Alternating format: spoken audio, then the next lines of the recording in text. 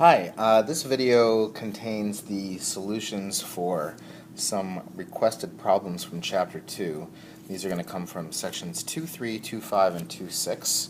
That's where the requests were. So we'll start with a few problems from section 2.3.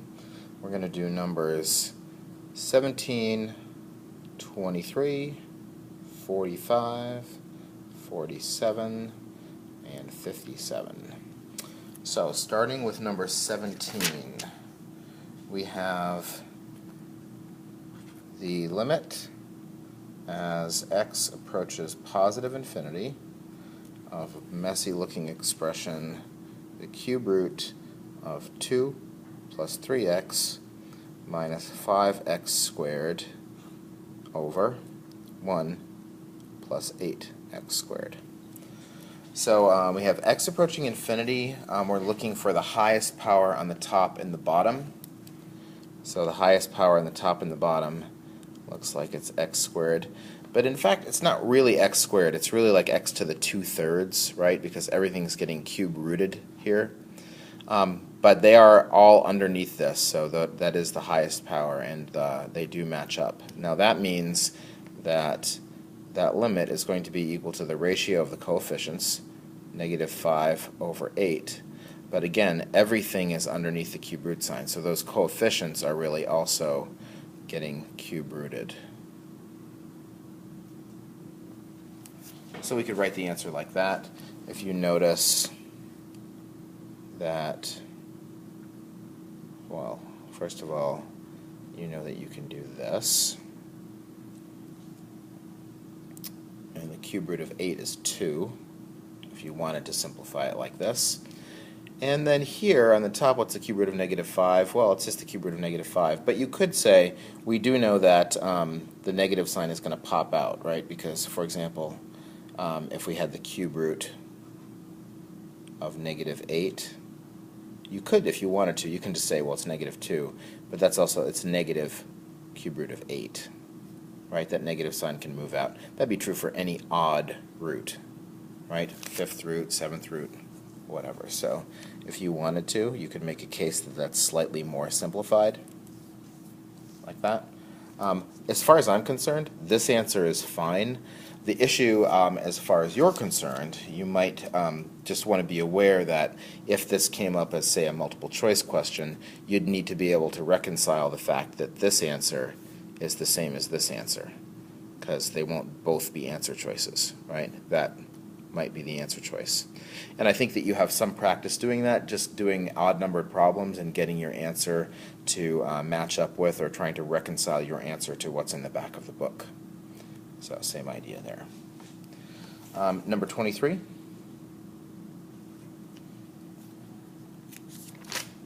We've got, kind of similar to this one, the limit as x approaches negative infinity this time, the square root of 3x to the 4th plus x over x squared minus 8.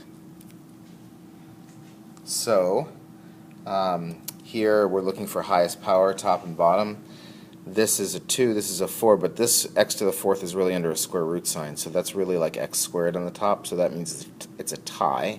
So the limit is the ratio of the coefficients, square root of 3 over 1. I do need to check, since this is approaching negative infinity, I'm going to check for signs here and see what's happening. As I go to negative infinity, the x's here that dominate are getting raised to the 4th power, and when I raise a negative number to the 4th power, well, that's just going to become positive. And likewise here, getting raised to the 2nd power, so all these negative enormous things are going to get squared, and the negative sign will go away. So in fact, it is just the square root of 3 over 1, or the square root of 3.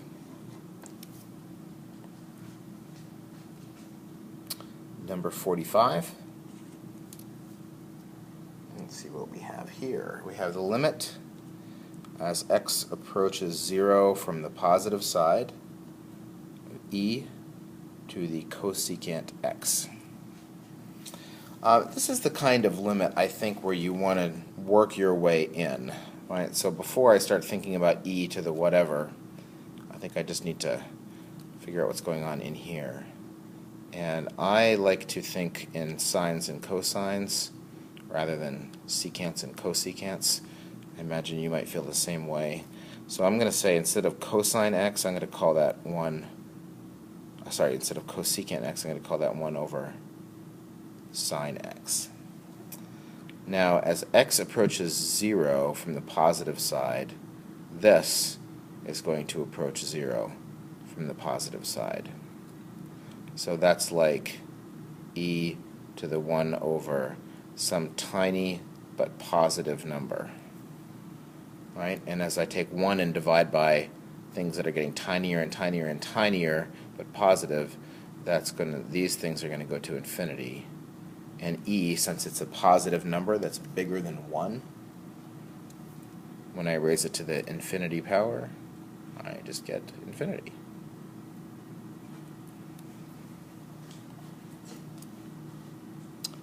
Number 47.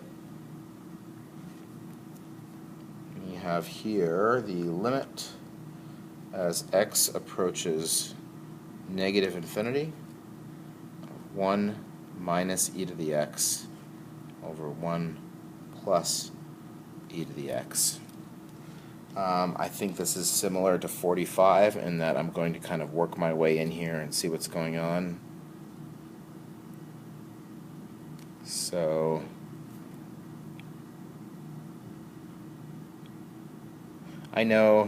we all know that negative infinity, positive infinity, those aren't numbers, but we throw them around sometimes like they're numbers. In other words, I'm going to write it just like sort of plug in infinity here, which we can't really do because it's not a number, but I think it helps to figure out what's going on here. So now from algebra, we know that a negative exponent, for example, x to the negative 2, that really means 1 over x squared.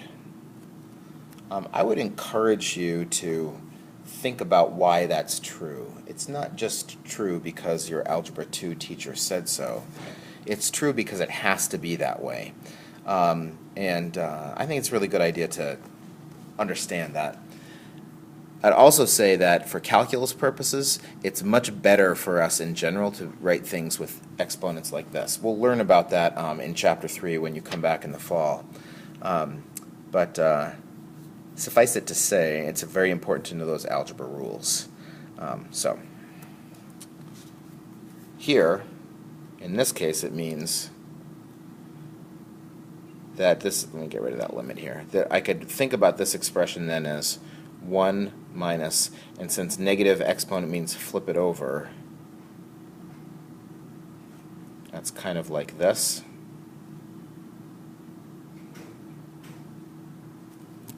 Right?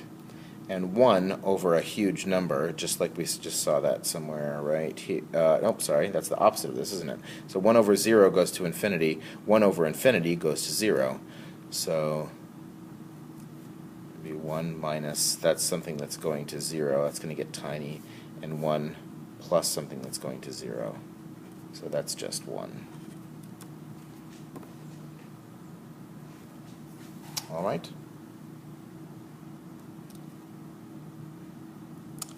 You might think this is a follow-up question to this.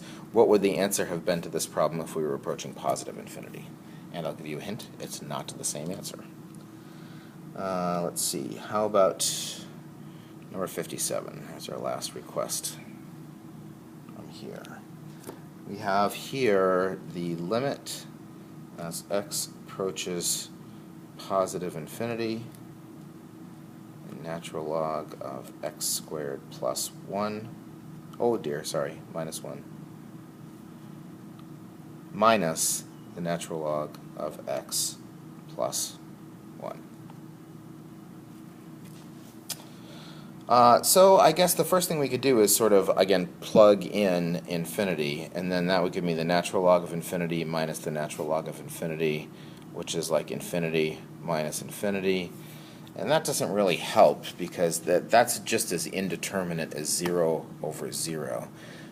It all depends on how fast these things are going to infinity, right?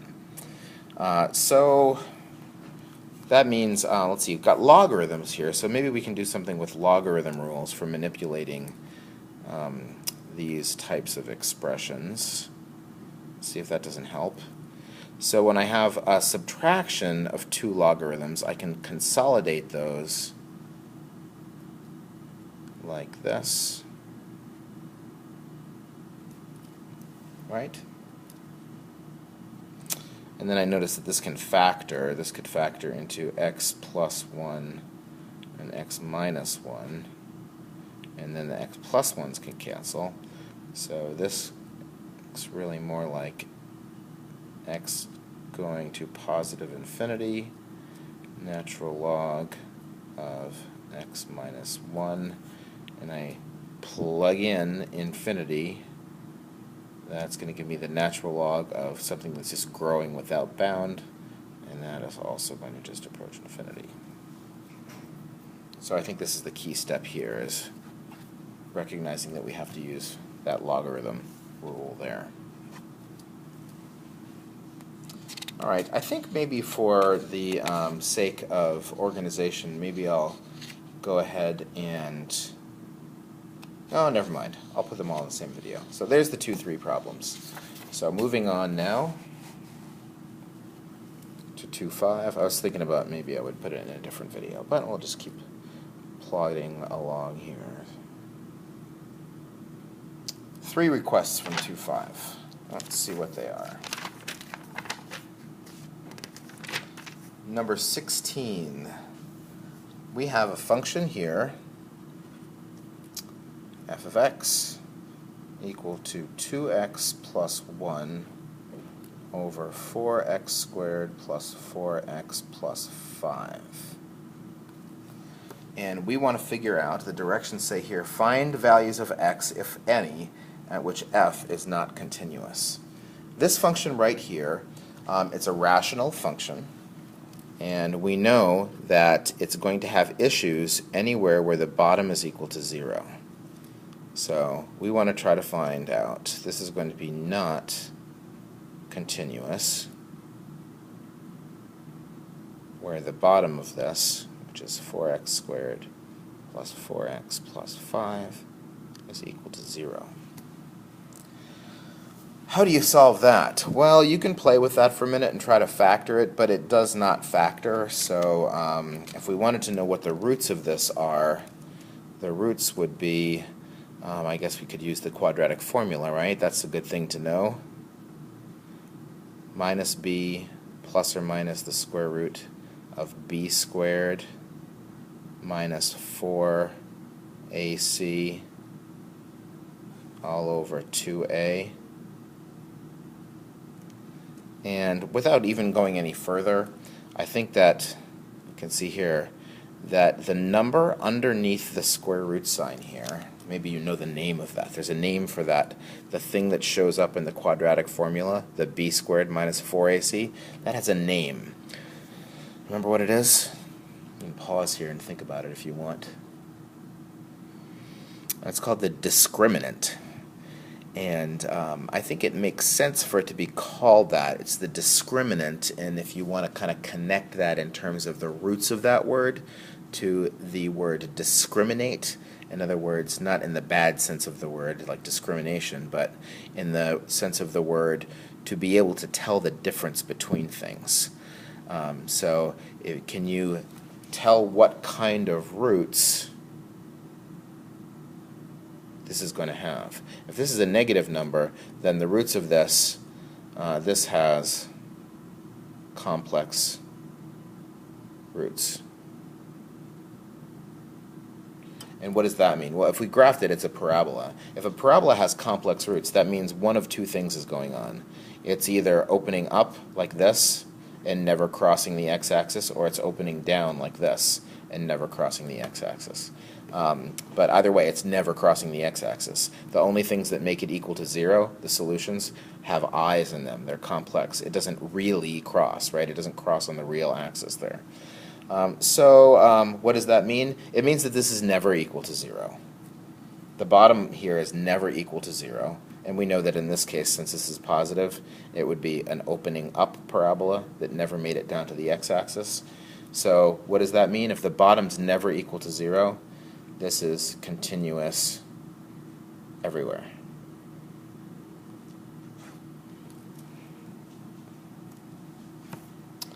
All right.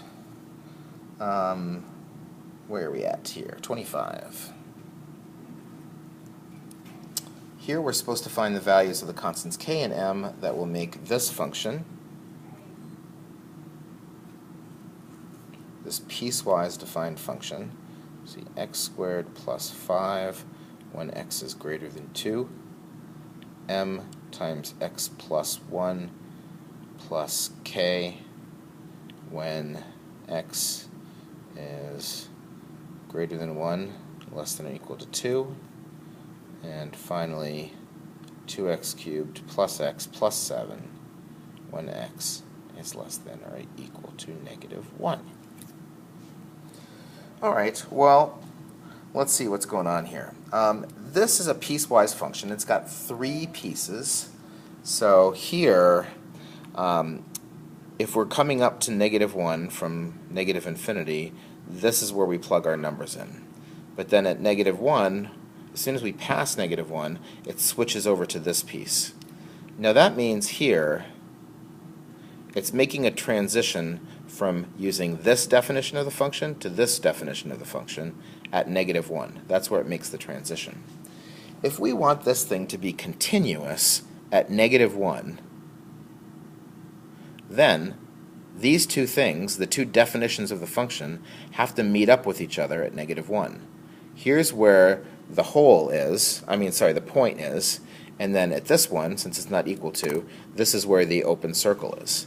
Now, if it's going to link up, then these two, when we plug -1 into this and -1 into this, they have to equal the same thing. So I'm going to do that and set them equal to each other. So I'm going to plug -1 into this.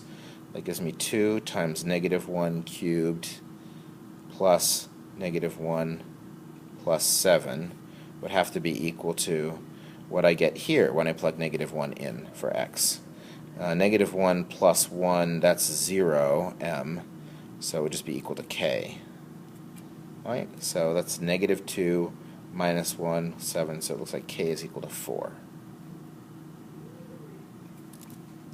Right? Likewise, when we continue on, for all these numbers in between -1 and 2, we use this definition of the function. But when we get to 2, it transitions from this number to this number.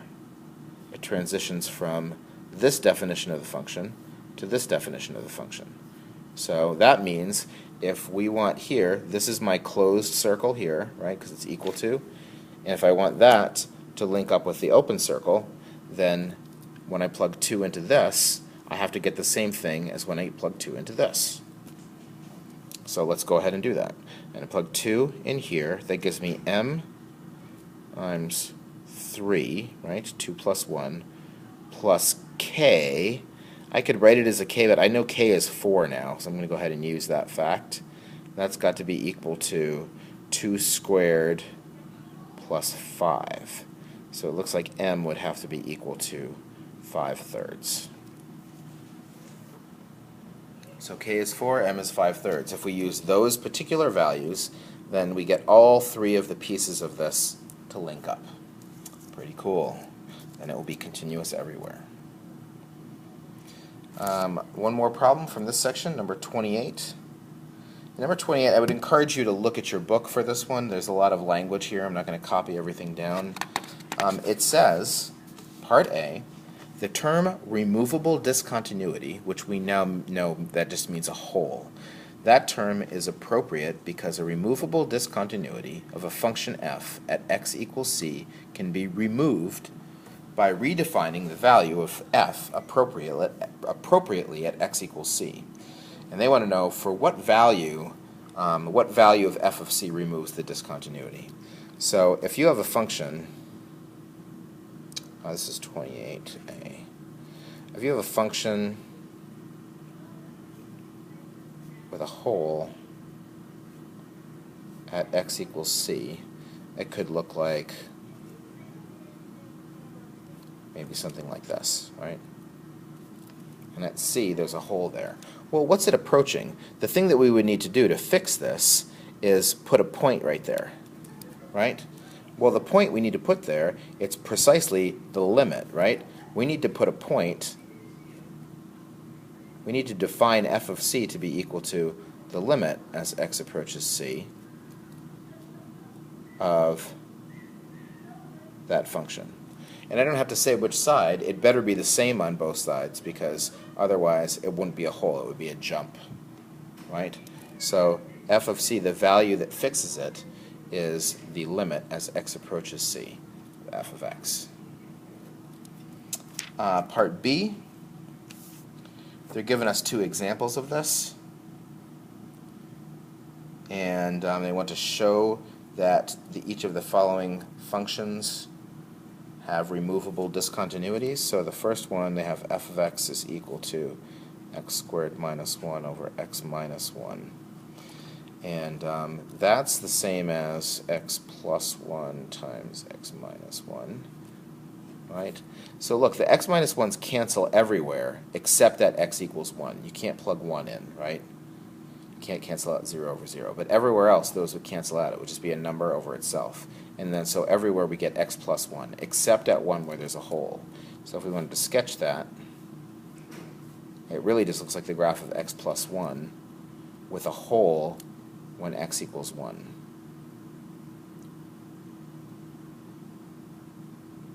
Would look like this. And that hole is at the point 1, 2. The other function that they gave is a piecewise function, the graph of which would look like g of x is equal to 1 everywhere where x is greater than 1, and it's equal to 1 when x is less than 1, but when x is equal to 1, then it's 0. So it's one of these like a point in the wrong place kind of situations. And then in part C, they just want us to fix them. So what value should be assigned to f of 1 and g of 1 to remove the discontinuities? So f of 1 would be equal to, would have to make that equal to 2, right? That's where the hole is. And here g of 1 would have to be equal to 1. That's where those holes are. So if you want to fix them, you got to plug those points into those functions. In other words, the definition of this one would have to include this point, and the definition of this one would have to change the piecewise definition to make it also equal to 1 right there. All right.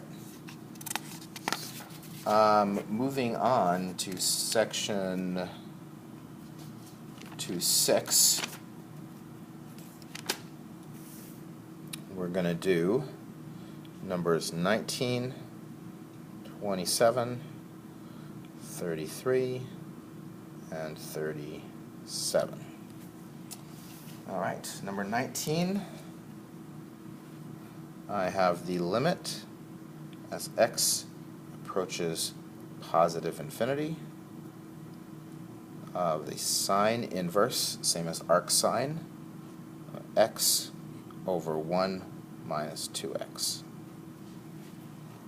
This is one of those limits, I think, where you just want to work from the inside out. So as x approaches positive infinity, just looking at this expression inside the parentheses, the highest power on the top and the bottom is just 1. So the limit, what's going on in there, is the ratio of the coefficients. That would be 1 over negative 2, or in other words, negative 1/2. And the sine inverse of negative 1/2, that's the same the way I would like you to think about this. The sine inverse function takes a y coordinate as input and then gives you an angle on the unit circle as an output. So we think here, unit circle, so I don't think, you can think this, right? You don't have to draw a circle every single time you do this. Where y coordinate of negative 1/2, right, that would be here, and that's the angle negative pi over 6.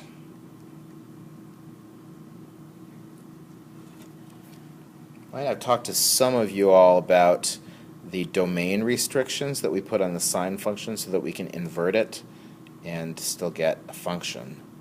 So I know that, for example, if you got 11 pi over 6 for that, that's not a different version of the right answer. That's a wrong answer. The correct answer is negative pi over 6, and that's the only correct answer.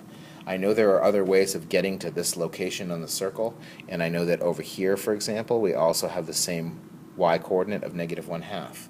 But the sine inverse function is a function, and it only ever gives angles in between negative pi over 2 and pi over 2. And the version, or the angle that has a y-coordinate of negative 1/2, that's within that range, is negative pi over 6. Number 27.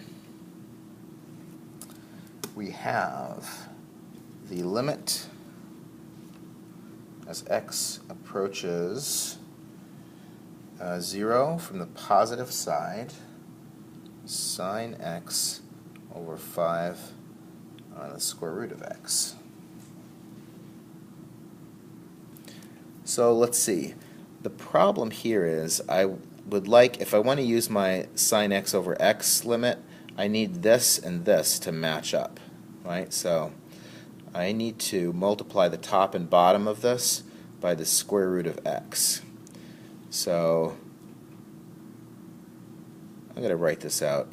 I don't think it would really be necessary to show, to write out all of these steps, but I'm going to do it now just for fun and for completeness. So now that we have that, I'm going to start moving things around a little bit. I'm going to say the 5, I don't need that inside at all, so I'm going to pull that 5, which is on the bottom, all the way out to the front. Gives me 1/5 there, and that's times the limit as x approaches 0 from the positive side. And I'm going to multiply those together. That gives me an x on the bottom. I've got sine x on the top, and then I've got an extra square root of x there. So my limit, I've got 1/5 times the limit as x approaches 0 of this, that's 1. As x approaches 0, just the square root of x, square root of 0 is 0. So 1/5 times 1 times 0 is just 0. Oops, sorry, I ran out of room there. Whoop, there it is. Not that you didn't know, or believe me, that 1/5 times 1 times 0 is 0. Number 33. I thought this was a good one. It's the limit as theta approaches 0, theta squared over 1 minus cosine theta. I talked to some folks about what not to do in this one. I've talked about that. If you tried something that didn't work for you, didn't get you the right answer, and you want to talk about that with me, I would encourage you to do that. I'm going to go ahead and use the method that is going to result in the right answer. There's a few things you can try, but nothing gets you out of the indeterminate form land until you try this, multiplying by 1 plus cosine theta, top and bottom. That looks kind of like a conjugate. It's not actually a conjugate. It's we don't call it that in this case, although it feels like the same kind of idea. Why would we do that? Why would you think to do that? Because if you do that, the bottom turns into 1 minus cosine squared theta, and then there's a trig identity we can apply to that. So you have to be open to this kind of possibility, I think.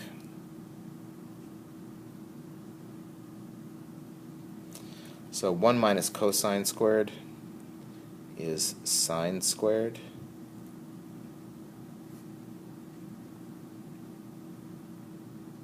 I'm going to move that, and it's, you know that something being on the top and being over on the side of the fraction there, that's equivalent, that's algebraically equivalent. I hope that you're okay with that. And then here, that's just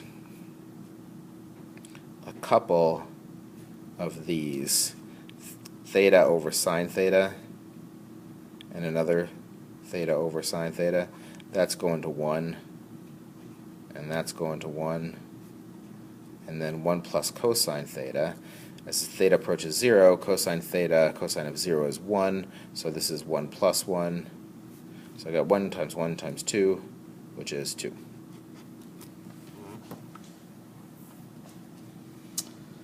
And last, number 37, we have the limit as x approaches 0 of 2 minus cosine 3x minus cosine of 4x all over x. There's another sort of maybe arguably tricky move here. We know that one of our sort of limit identities, if you want, is that the limit as x approaches 0 of 1 minus cosine x all over x is equal to 0. So I'm going to try to get this to maybe look like that. I'm going to take this 2 and I'm going to break it up into 1 plus 1 so that I can take one of the ones and put it here, and then I can take the other one, put it here. And I have one denominator there, but I can split that up like this. And then the problem is here I've got a 3x inside. If this was also a 3x, then I could resolve that and say it's just 0. So let's see, that means if I had a 3 in here, I could do it, but if I can't just put a 3 down there without also putting a 3 up here, so that's multiplying by 3 top and bottom. Likewise here I need a 4 here, which means I need to multiply by 4 on the top. So that gives me this whole limit now, 1 minus cosine 3x over 3x, that's going to 0 times 3, not that that matters. And then here 1 minus cosine 4x over 4x, that's going to 0 times 4. And you can multiply by 0 by anything you want. It's still going to be 0, except of course infinity, that's indeterminate, right? And we get 0. So I hope that helps with some of those problems for you. If there are further questions that you have as you watch this, some things that you still don't quite get, or other problems that did not make it into this video, please let me know before we have our test later next week. And I'll see you then.